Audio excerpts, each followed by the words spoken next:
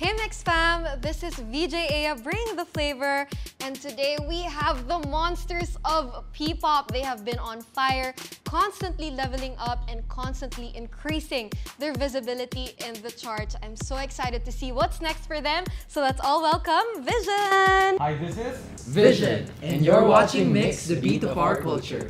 How does it feel na yung music nyo with its unique taste and genre na special to Vision, nakaka-reach na ng maraming tao na kahit hindi music fans? Ooh. Actually, nakaka-proud. Kasi before, yung mga unang part ng music making namin, yung songwriting namin, may sinusunod kaming standard na hindi naman sa hindi kami yun. Like, we are following a standard. Pero ngayon, nung etong album na yung i-release namin na songs this year, it's very personal sa amin.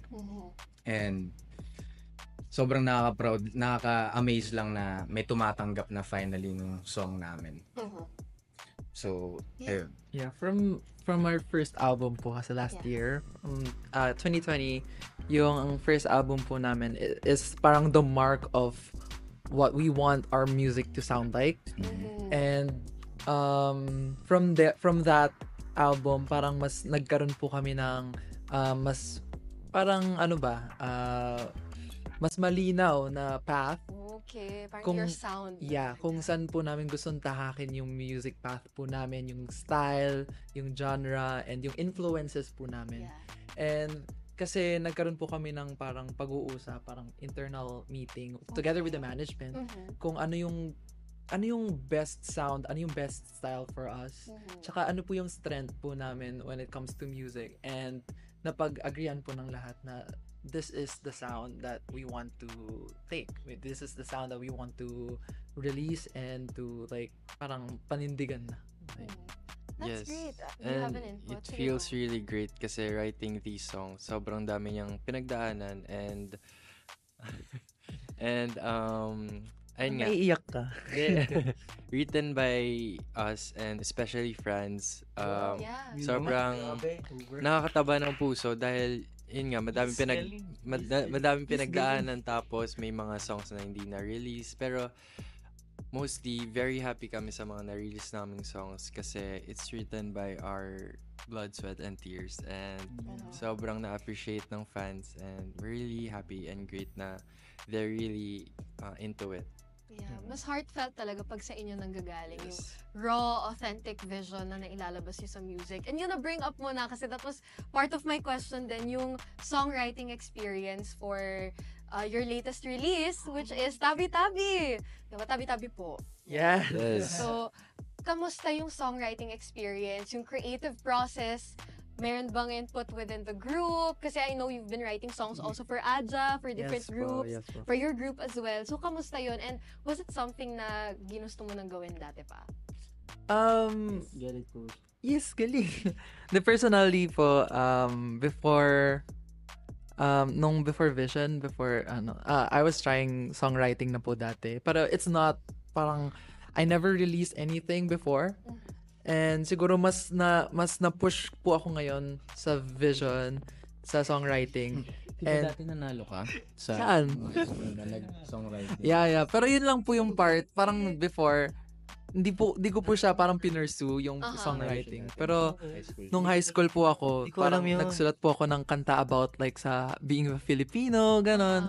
And surprisingly, I won. You know. And parang sabi ko, okay, meron, parang meron, ganon. Pero hindi ko po siya parang pinursue na parang top career or ganon. Pero ngayon po, parang mas nabigyan po ako ng platform, mas nabigyan po ako ng chance and opportunity to dwell more on songwriting. And as time goes by with Vision, parang mas nag-grow po yung skills po namin together with the songwriting process.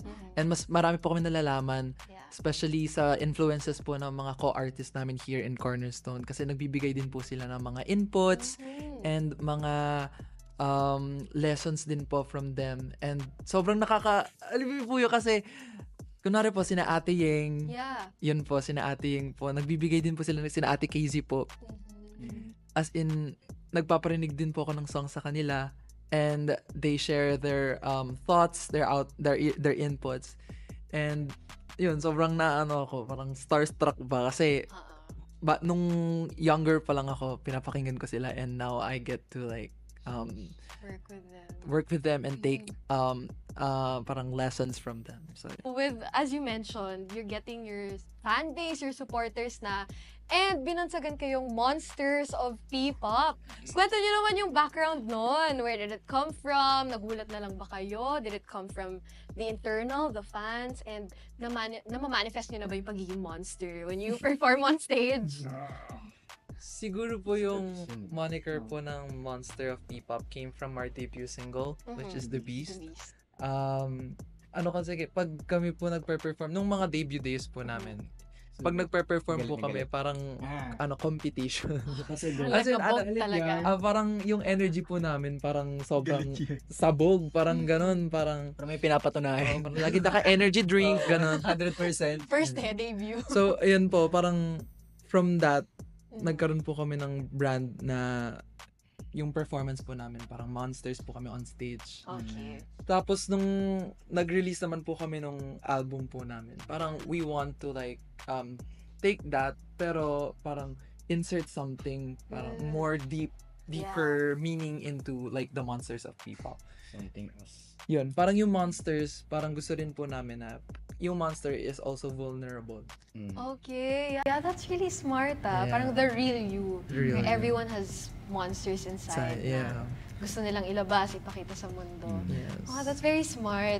Kaya gusto ko yung mga kanta niyo. Ano pong favorite? No, that's ano true. pong Deep favorite talaga. song? Kalaw. Kalaw! Yeah. Wala, That alam was niyo the song talaga. you also performed.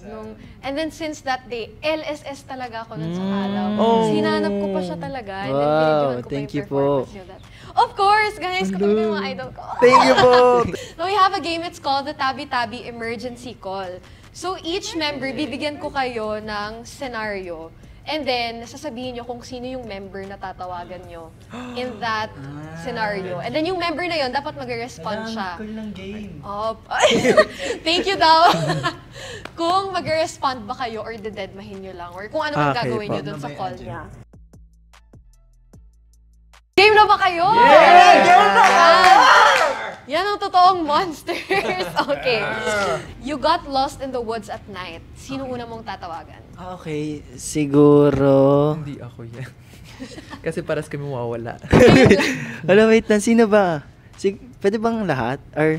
Oh, Isa isa lang. lang? Isa lang. Emergency talaga. Tapos kami lang yung nasa contact. Siguro sa Enzo.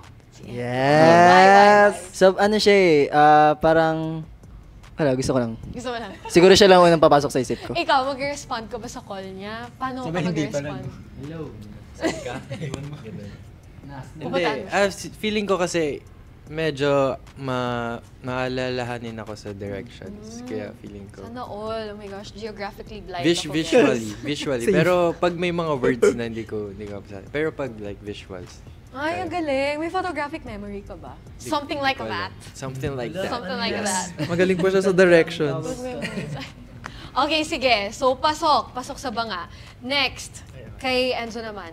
You lost your way in the woods din. Pero this time, 5% na lang yung phone battery mo. So, itong Ayun. tatawagan mo, dapat sasagot talaga agad.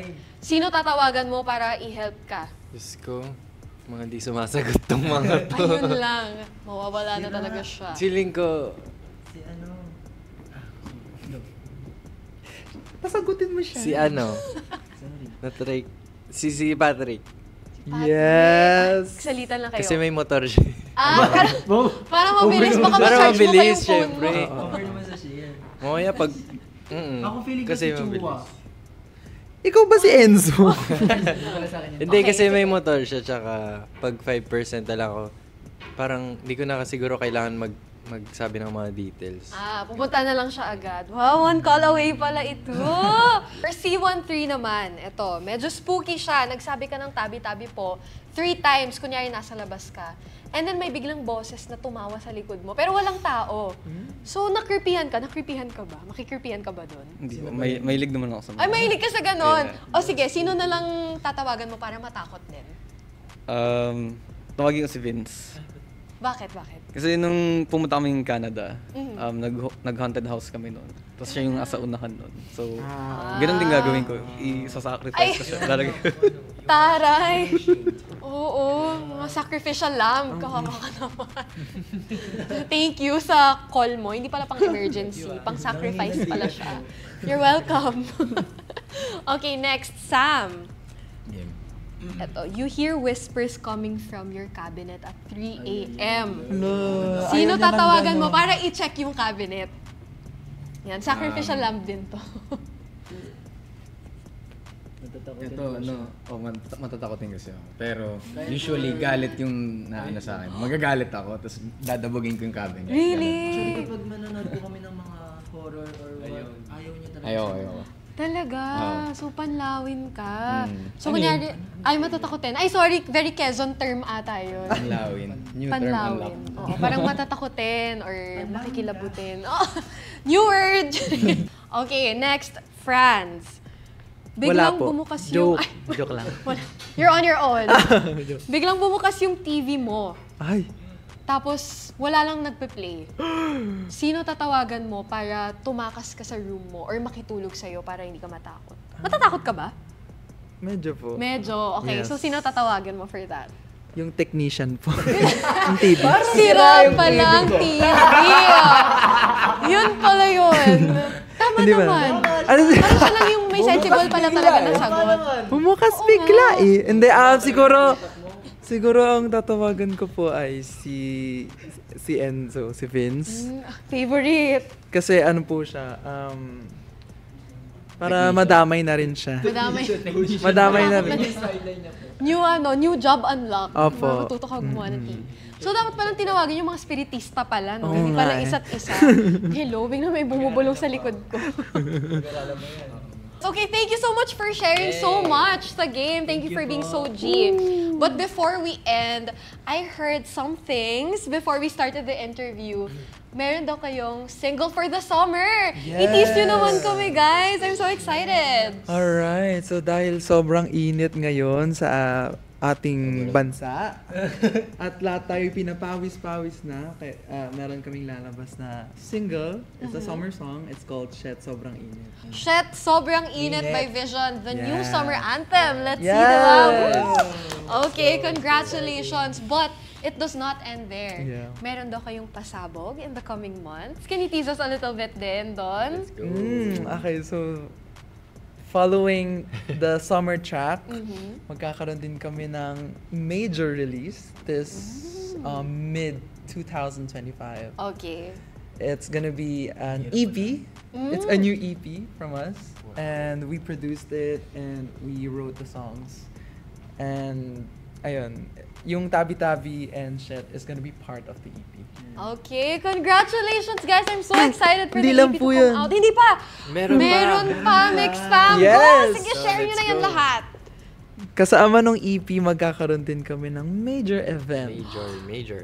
Okay. So, I suggest sa mga Vixies, sa mga listeners, and mix ano natin dyan. Ano pong Mix tawag? Fam. Mix Fam natin dyan. Sa mga Mix Fam natin dyan, mag-ipon na kayo kasi basta, this is a major event and we can't wait for it to happen. Okay, Yeah. you heard it here first. May warning na kayo, mag-ipon-ipon na, Mix Fam, all the Vixies out there. Even yung casual listeners ng Vision, I highly recommend to see them perform live. Congratulations Thank you on po. everything. In advance, congratulations on all your future achievements. Grabe, nakaka-proud yung narating nyo, and I hope to see more of you in the future, internationally pa, supporting OPM Music. Congratulations. Thank you very much, Thank you Vision. po. Thank you so much po for having us. Thank you, Mix. Of course. Thank you so much. And to our Mix Fam, ayan, naabangan nyo na sila this April and mid-2025. Marami kayong aabangan sa Vision. But for now, this has been VJ Aya, and we will see you on the next one.